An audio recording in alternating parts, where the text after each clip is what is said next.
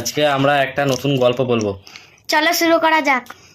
আমাদের গ্রামে একটা ছেলে আছে, তাকে সবাই গ্রামের মানুষ পটকা বলেই ডাকে। পটকা একদিন দিল্লি গেছিল কাজ করতে। 2 বছর দিল্লিতে কাজ করলো, অনেক টাকা ইনকাম করলো। পোশাক আশাক স্টাইল পুরো পটকার চেঞ্জ হয়ে গেল। কথাই তো আসে, টাকা থাকলে বুদ্ধি বাড়ে। পটকার বাড়ি আসার ইচ্ছা জাগলো। ট্রেন ধরে স্টেশনে তো নামলো। নেমে পটকা টোটোওয়ালাকে ডাকছে, এবে এ টোটোওয়ালা ইধারা। আবার টোটোওয়ালাকে বলছে, এবে এ টোটোওয়ালা ইধারা।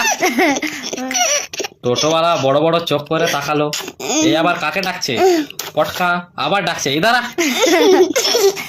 টোটোওয়ালা তো আসলো। পটকা বলছে, ঘর যাওগে মেরা, কিতনা লোগে?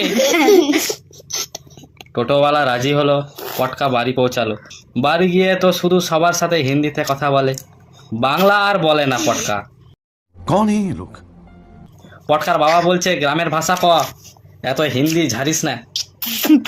পটকা বলছে, মুঝে ওসব ইয়াদ নেই হ্যায়। পটকার বাবা তো অবাক হলো, 2 বছরে সব ভুলে গেল। পটকা গ্রামে যার সাথে কথা বলছে সব হিন্দিতে বলছে। বাজারে চা খেতে গেলেও সবার সাথে হিন্দি।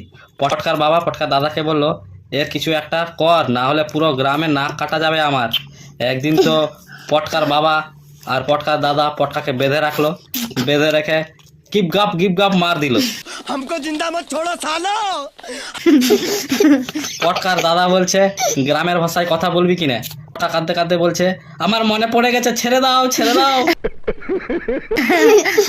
তারপর তো পটকা গ্রামের কথা বলতে শুরু করলো, মোর মনত পড়ে গেলে আমি বাংলা কথা কমু।